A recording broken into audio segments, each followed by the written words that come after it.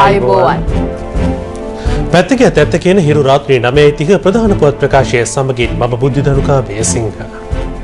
මම පුබුදු රත්නායක සුපුරුදු පරිදි මුලින්ම දකිමු ප්‍රධාන පුවත් සිරස්තල.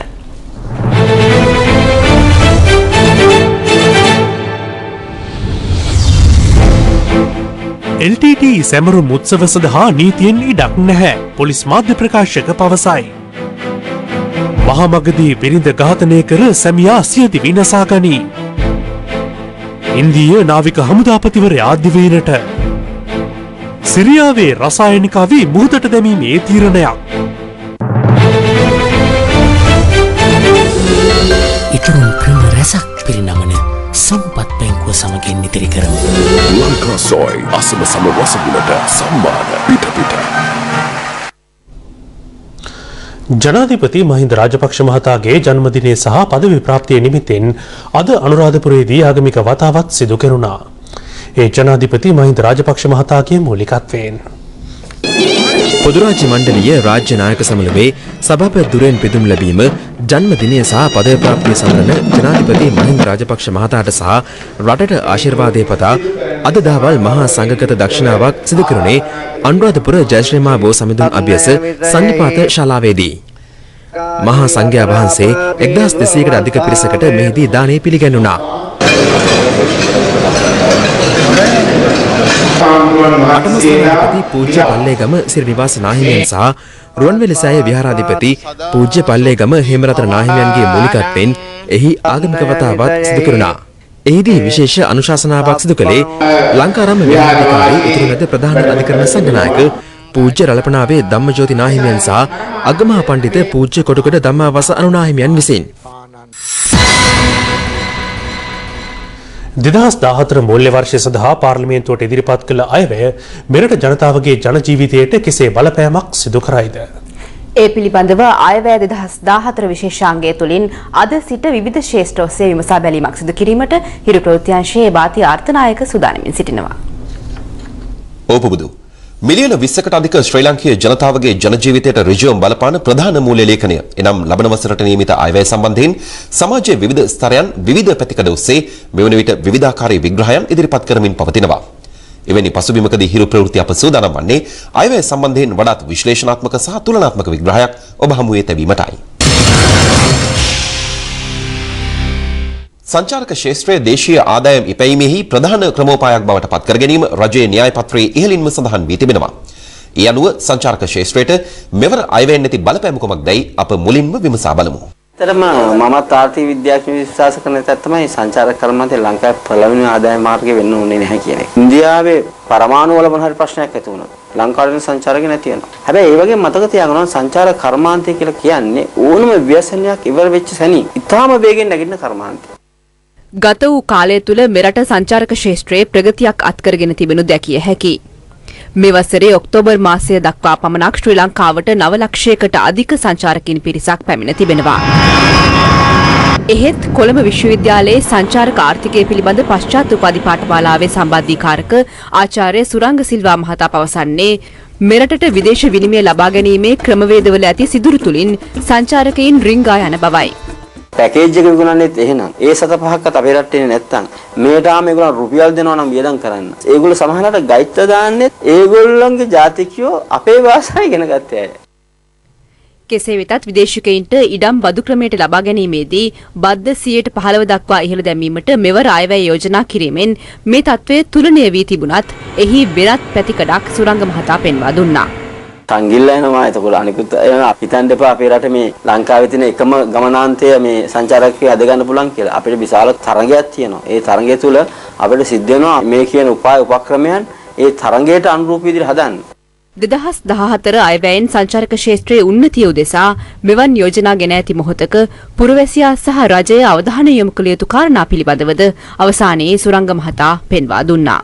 මේ රටේ ජනතාව ලෑස්ති වෙන්න ඕන සංචාරක කර්මාන්තය ප්‍රබෝධමත් කරන්න. විශේෂයෙන්ම සංචාරකයෙක් දැක්කම උදේට සුබෝදෑසනක් කියන එක ආයිබෝවන් කියන එක අපේ රටේ ජනතාව තුළ තියෙනවා. කුණු ටිකක් විසිලා තියෙනවා අහක් කරන්න ඕන. ඒකම සංචාරක කර්මාන්තය තුළ ඇති වෙන ප්‍රවණතාවයක් වන ඔය කීප දෙනෙක් ආදායම් උපයා ගැනීමේ ස්වභාවය නැති කල මේක සාමාන්‍ය ජනතාවගේ ව්‍යාපාරයක් බවට පත් කරන්න ඕනේ. නැත්නම් සංචාරක කර්මාන්තයේ දිනු වෙයි. නමුත් ප්‍රදේශීය ජනතාව වෛර කරයි. සංචාරක ශාස්ත්‍රයට අයවැහි බලපෑම කුමක්ද යන්න පිළිබඳ විද්වත් මතයේ සෙවෙද්දී ඔබගේ අදහස් විමසීමටත් හිරු ප්‍රවෘත්ති සූදානම්. ඒ අනුව සමාජ වෙබ් අඩවි ඔස්සේ ඔබේ අදහස් විමසීමටත් අප කටයුතු සම්පාදනය කර තිබෙනවා. හෙටත් අයවැය 2014 විශේෂාංගයෙන් තවත් විශේෂ ශාස්ත්‍රයකට අයවැයෙන් එල්ල වී ඇති බලපෑම විමසා බලන්නට අප සූදානම්.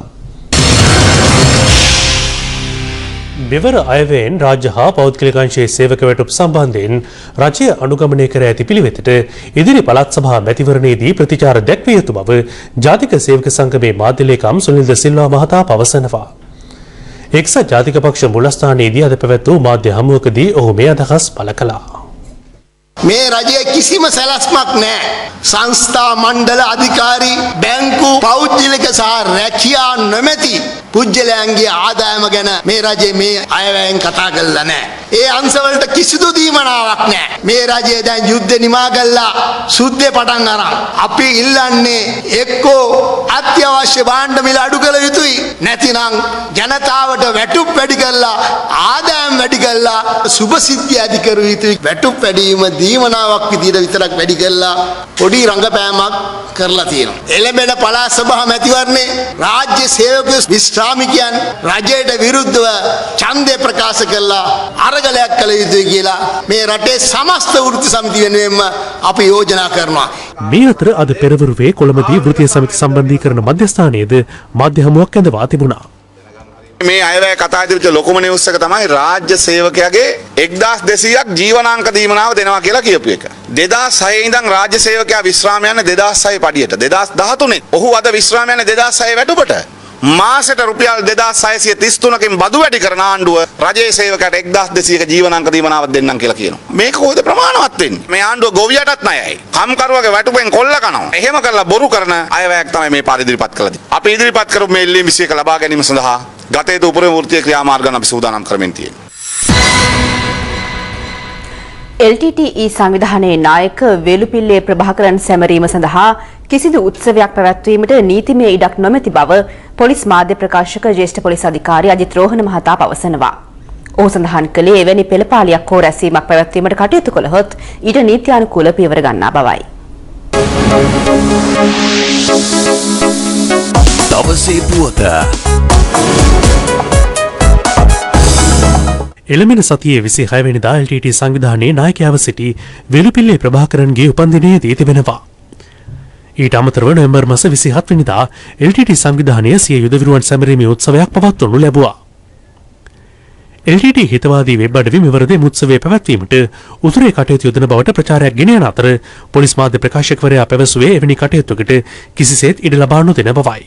LTT කියන්නේ විහිසුණු ත්‍රස්තවාදී සංවිධානයක්. ඒ වගේම LTT සංවිධානය ලෝකේ සමහර රටවල් වල තාමත් සහනම් කරලා තියෙනවා. ඉතින් මෙවන් සංවිධානයක පිරිසක් සමරීම කිසිම රටක ඉඩ දෙන්නේ නැහැ. යම් කිසි කෙනෙකුට ඔවුන්ගේ හිතින් හිතලා ඒ ගැන සමරගත්තට අපිට කරන්නට දෙයක් නැහැ. නමුත් පෙළපාලි පැවැත්වීම, රැස්වීම පැවැත්වීමෙන් ඒවා සැමරීමට හැකියාවක් නැහැ. ඒ වගේ මාර්ග අවහිර කරමින් එවැනි කටයුතු කිරීමට හැකියාවක් නැහැ. ඒ අනුව කළොත් නීතියේ විධිවිධාන පරිදි කටයුතු කිරීමට සිදු වෙනවා.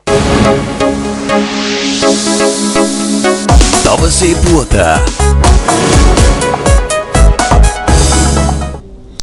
ජොගම් රූම්පෙත්ත කරකවන ටොපියක් පෙන්නුවා කියලා විජිත හේරත් මන්ත්‍රීතුමා කියනවා. ඒ ටොපිය මොකද්ද කියලා දැනගනිමු. රට වට කර බැඳත් කට වට කර බඳින්න බැරි වැට නැති කටෙන්.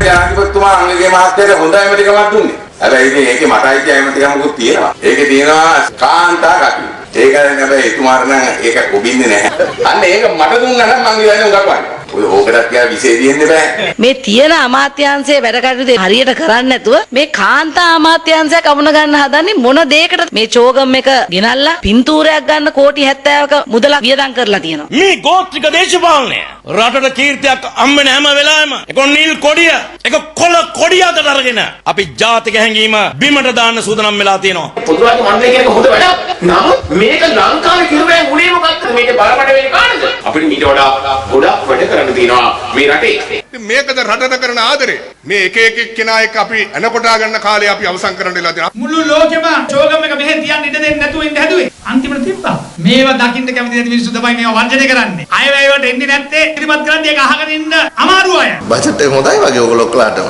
මේක කැසිනෝ ප්‍රේමී ජනතා ද්‍රෝහි අයවැයක් හැටියට තමයි අපි දකින්නේ. මේක රාජ්‍ය මූල්‍යකරණය පිළිබඳ ශිල්ප දැක්වීමක්. ඇත්තම ගත්තොත් චෝගම් චූම්පෙත්ත විරාමෙන් අනතුරුව යලිත් ප්‍රවෘත්ති. මත්තිකොඩ සඳුනුපුර ප්‍රදේශයේදී තියුණු ආයුධයකින් පහර දී අද පෙරවරුවේ කාන්තාවක් ඝාතනය කර තිබෙනවා. පොලිසිය පැවසුවේ අදාළ ඝාතනයට සැකකරන එම කාන්තාවගේ ස්වාමි පුරුෂයාද පසුව වසපානය කර සිය දිවි හානි කරගෙන ඇති බවයි.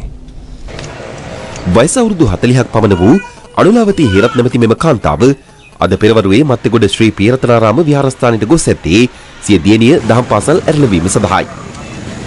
අනතුරුව යලි නිවස බලා පැමිණෙමින් සිටින අතරතුර පෙරවරු 7:38 අතර කාලයේදී ඇය ඉතා අමානුෂික ලෙස මෙලෙස ඝාතනයට ලක්ව තිබුණේ මත්තිගොඩ සඳුන්පුර ප්‍රදේශයේදී. ඝාතනය සිදු කළ බවට සැක කෙරෙන ඇගේ ස්වාමි පුරුෂයා වන ෂෙල්ටන් දයාපාල නැමැත්තා කාන්තාව පැමිණි මග ත්‍රිරෝද රථයකින් හරස් කර මෙම අපරාධය සිදු කළ බවට පොලිසියට තොරතුරු ලැබී තිබෙනවා. අදාළ කාන්තාවගේ හිස ගෙලහා අත්පාවලට තියුණු ආයුධ ප්‍රහාර එල්ල වී තිබුණා. අනතුරුව සැකකරු සිය මහගෙදරට පැමිණ මත්පැන් හා වසපානය කර සිය දිවි නසා ගැනීමට උත්සාහ කර තිබෙනවා. අරක්කු බෝතලයක ටිකයි තව බෝතලයක් තිබුණා. මම ඉදුරුව ගත්ත දුන්නේ ගන්න බැරි වුණා මට ඒක මේ පුරාන්න බෑ.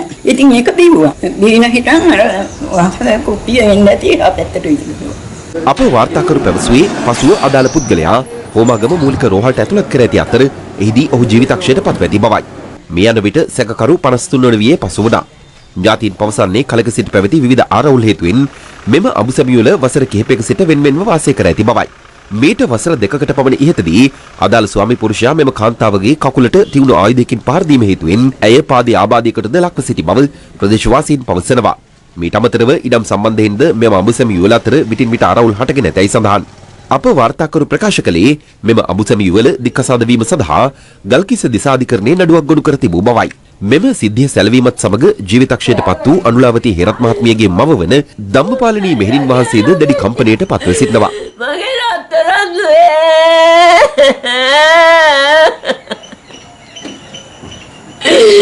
අනේ අපේ අම්මා මන්දානි කරලා ගියාද දුවේ. වයස අවුරුදු 10ක් වූ මෙම දෙපළගේ දියණිය අද පසරුවේ කාතිඩුව පොලිසියේ කාන්තා හා ළමා කාර්යාංශයේ බහරයට ගෙන ඇත්තේ ඇයට රැකවරණ ලබා දීම සඳහායි. මියගේ කාන්තාවගේ දේහය පිළිබඳ මහේස්ත්‍රාත් පරීක්ෂණය අද පස්වරුවේ සිදු කෙරුණා. චැනල් 4 නාලිකාවේ මාධ්‍යවේදීන් මෙරට සංචාරයෙන් අනතුරුව තවත් වාර්තා චිත්‍රපට කිහිපයක් නිර්මාණය කිරීමට සූදානම් බව නව සමාජ පක්ෂයේ ප්‍රධාන ලේකම් ආචාර්ය වික්‍රමබාහු කරුණාරත්න මහතා පවසනවා. ඔහු මේ බව ප්‍රකාශ කළේ හිරු හාට් ටොක් විශේෂාංගයේ සමග එක්වෙමින්. මම ඔබව අමතන්න ඕනේ වික්‍රමබාහු මහත්තයා කියලාද නැත්නම් බාහු සහෝදරයා කියලාද? බාහු සහෝදරයා කියලා. රනිල් මාක්ස්වාදී වෙලාද වික්‍රමබාහු ධනවාදී වෙලාද? දෙකම නෑ. නෑ මම මෙහෙම ඇහුවේ දැන් ඔබ නිතරම සිරිකොතේදී අපි දකින හින්දා මේ දවස්වල. ඔව් අපි එකට සටන් කරනවා. ඔය විදිහට ගියොත් මේ ඔබත් අන්තිමට UNP එකේ නතර වෙයිනේ.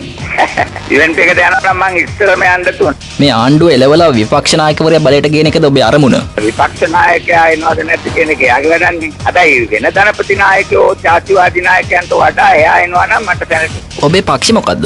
නව සමාජ පක්ෂය. ඔබ දැන් മന്ത്രി කෙනෙක්. ඔව්. කොහෙද? දේවලගල්. පත්තුනේ මොන පක්ෂෙන්ද? ප්‍රජාතන්ත්‍රවාදී ජනතා පෙරමුණ. ඔබට පක්ෂයක් තියාගෙන අනුන්ගේ පක්ෂ වලින් ඡන්දෙ ඉල්ලන්නේ මොකද? නෑ නෑ එහෙම පිටසත් වැඩ කරන අවස්ථා තියෙනවා. අවුරුදු 50ක් විතර මේ දේශපාලනය කරලා ඇයි මිනිස්සු ඔබ පාර්ලිමේන්තුව යවන එක දිගින් දිගටම ප්‍රතික්ෂේප කරන්නේ? ඒ අය තාම දැනුවත් වෙලා නෑ. ඕකට තව අවුරුදු 50ක්වත් ඕන වෙයි. නෑ නෑ පිටුවටන ස්වභාවයේ තත්ත්වයකට තමයි අපි අවශ්‍ය. සාමාන්‍ය කාලවලදී ඔය මේෂෙන් වැටෙන දෙයක් දෙව කාලේ ඉන්න ජනතාව සූදානම්. Channel 4 කට්ටිය ලංකාවට ආපු එක හොඳද නරකද? හොඳයි හොඳයි ඕනම ජනමාධ්‍යවේදියෙක් ලංකාවට එන එක හොඳයි. Channel 4 එකේ අධ්‍යක්ෂකවරයා සිරිකොතර ගෙන්න ගත්තේ මංගලද බාහුද? මට ආරංචිව ඒගොල්ලෝ ඇවිල්ලා ඉන්නවා කියලා. ඒගොල්ලෝ ඇවිල්ලා ඉන්නවා නම් ඒගොල්ලන්ට ඇතුල් වෙන්න පුළුවන්ද කියලා මං කොහොමද ඉන්නවා නම් ඕන මාධ්‍ය විතරක් නෝන කියලා. මැක්‍රේ කියන ඒවා හරිද? නෑ මන් දන්නේ නෑ. මැක්‍රේ වාර්තා කරලා තියෙන සිද්ධිය නේතකොට වැරදිද? දන්නේ නෑ. දෙමළ ජනතාව අතරින් ඇමිනිල්ලක් තියෙනවා මේම අපරාධ වුණා කියලා. පල්ලි පන්සල් කෝවිල් ඔක්කොම විනාශ වුණා.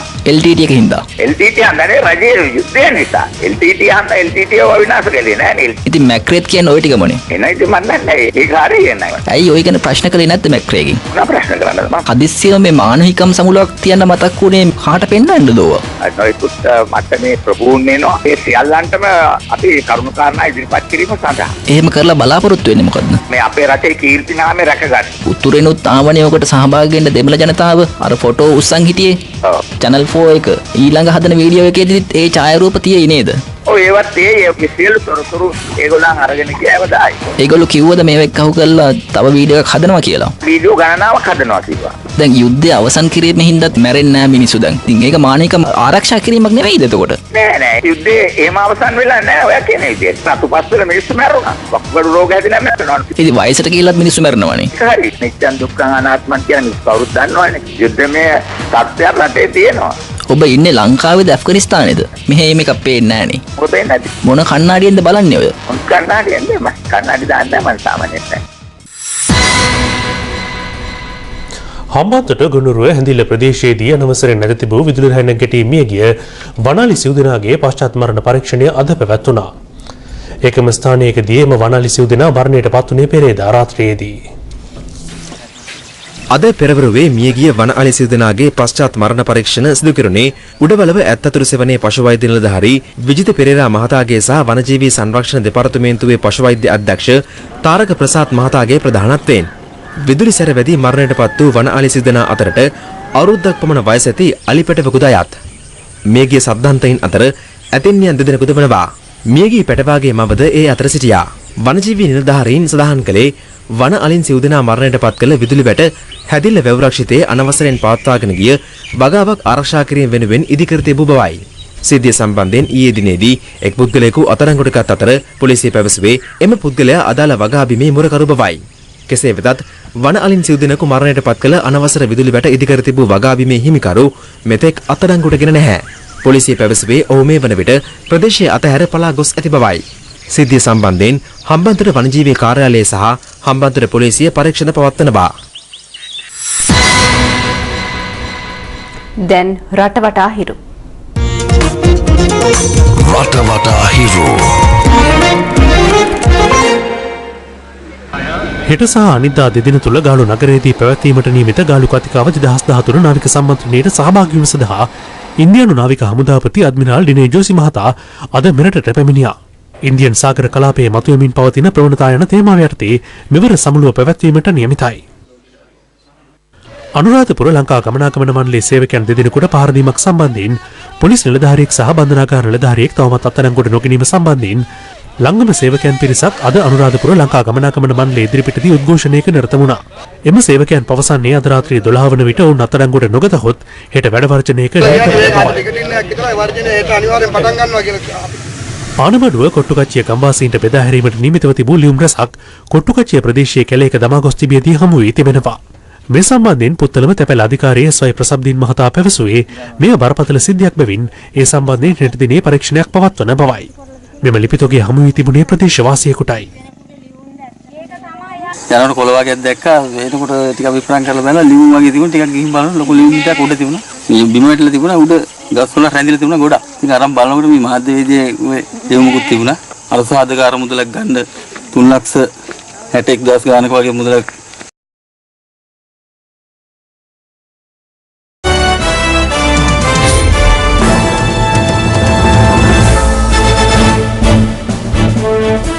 සිරියාව සතු රසායනික අවි මුහුදට රැගෙන ගොස් විනාශ කිරීම වඩාත් ආරක්ෂිත බව රසායනික අවි තහනම් කිරීම පිළිබඳව වූ ජාත්‍යන්තර සංවිධානය පවසනවා.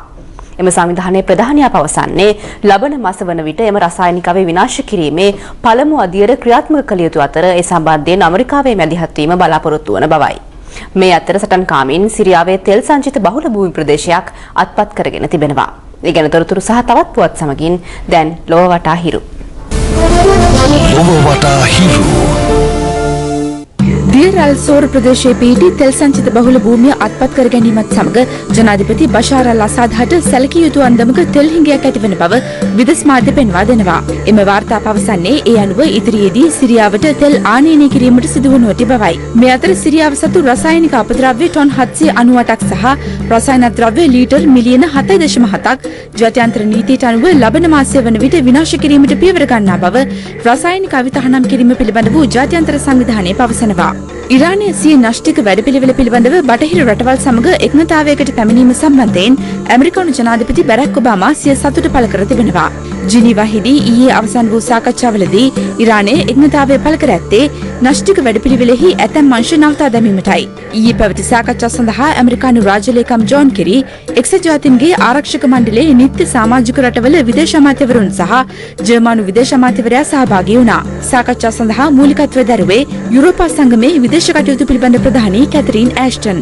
ග්‍රීසියේ රෝඩ්ස් දූපතට බලපෑ ගංවතුර තත්ත්වයේ හේතුවෙන් පුද්ගලයන් දෙදෙනෙකු ජීවිතක්ෂයට පත්ව තවත් එක් පුද්ගලයෙකු අතුරුදන්ව තිබෙනවා. විදේශ මාධ්‍ය වාර්තා කළේ දහරානිපාත වර්ෂාව හේතුවෙන් මහා මාර්ග රසක් ජලයෙන් නැති වී ඇතැම් ප්‍රදේශවලට විදුලි බලය දැන හිට ඇති බවයි. ලොව වටා හිරු අවුරුදු 3ක් දක්වා වගකීමක් සහිත සිංග LED රූපවාහිනිය.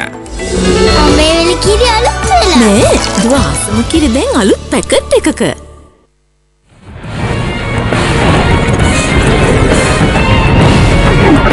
Hero Sports Corner. තරග පහකින් සමන්විත අලබදුන ටෙස්ට් තරගාවලියේ පළමු තරගය ලකුණු 381කින් ජය ගන්නට ඕස්ට්‍රේලියානු කණ්ඩායම අද සමත් වුණා. ඒ එංගලන්ත කණ්ඩායම පරාජය කරමින් මේ තරගය පැවැත්වුණේ ඕස්ට්‍රේලියාවේ බ්‍රිස්බේන් නුවර ගැබා ක්‍රිකට් ක්‍රීඩාංගණයේදී. අද සිව්වන දිනයට තරගය ආරම්භ කරන විට එංගලන්ත කණ්ඩායම සිය දෙවන ඉනිම සඳහා කඩලු දෙකක් දැවී ලකුණු 24ක් ලබා සිටියා. සිව්වන දිනේ මුලින්ම දැවී ගියේ ලකුණු 26ක් ලබා සිටි කෙවින් පීටර්සන් ඒ මිචෙල් ජොන්සන්ගේ පන්දුවක් හමුවේ. අනතුරුව ඉයන් බෙල් ලකුණු 32කට දවා ගන්නට පීටර් සිඩල් සමත් වුණා. එංගලන්ත නායක ඇලිස්ටර් කුක් ලකුණු 65කට දැවී ගියා. එවිට එංගලන්ත දෙවන ඉනිම දැක්වුණේ කඩලු 5කට ලකුණු 142ක් ලෙස.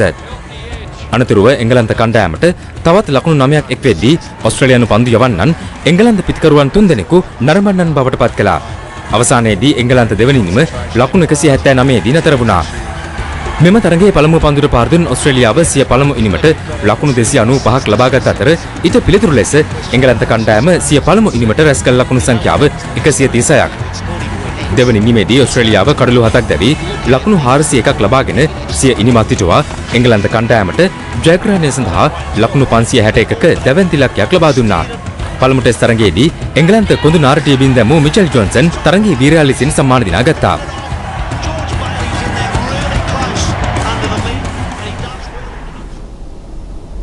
අන්තර් සමාජ ලීග් රග්බි තරගාවලියේ තොරතුරු ඔබට කියන්නටයි අපේ මේ සූදානම.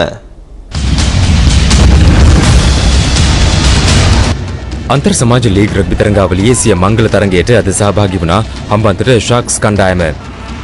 ඒ ගුවන් හමුදා කණ්ඩායම සමගින් මේ තරගයේදී කණ්ඩායම් දෙකම ලකුණු 13 වෙකින් ලබා ගැනීම නිසා තරගයේ ජයපරාජයෙන් තොරව අවසන් වුණා. පළමු වරදී නිමවන විට ලකුණු 13ට 10ක් ලෙස පෙරමුණේ පසු වුණේ ෂාක්ස් ක්‍රීඩකින්. CHN FC කණ්ඩායම අද තරඟ වැදුනා හැව්ලොක්ස් කණ්ඩායම සමගින්. මේ තරඟය පැවැත්වුණේ CHPTයේදී. තරඟයේ ලකුණු 51ට 20ක් ලෙස ජය ගන්නට හැව්ලොක්ස් කණ්ඩායම සමත් වුණා. තරඟයේ පළමු වරදී නිමාවෙද්දී ලකුණු 22ට 7ක් ලෙස හැව්ලොක්ස් ක්‍රීඩකින් පෙරමුණේ පසු වුණා. ගෝල දිනුම් 6ක් සහ උත්සාහ දිනුම් 3ක් මගින් ඔවුන් සිය ලකුණු 51 රැස් කළා. වර්ෂාව නිසා ඊයේ දිනේ අතරමඟ නවතා දැමුණු නාවික හමුදා පොලිස් තරඟය අද යලි පැවැත්වුණා. ඒ දෙවන අර්ධයේ සිටයි. මේ තරගයේ ලකුණු 46ට 10ක් ලෙස පහසුවෙන් ජය ගන්නට නාවිකයින් සමත් වුණා.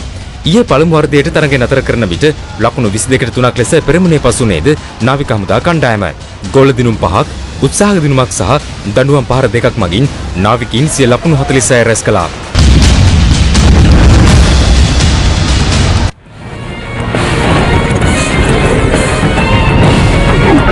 Hero Sports Corner. හිරු රාත්‍රී 9:30 ප්‍රධාන පුවත් ප්‍රකාශයෙන් නිමාවට පත්වනවා. පැත්තක් නැතුව ඇත්ත දැනගැනීමේ අයිතිය තවදුරටත් තහවුරු කර ගන්නට ඔබේ ජංගම දුරකථන ජාලය අනුව තිරේ දිස්වන පරිදි හිරු ප්‍රවෘත්ති SMS සේවාව සක්‍රිය කර ගන්න. සුබ රාත්‍රියක්.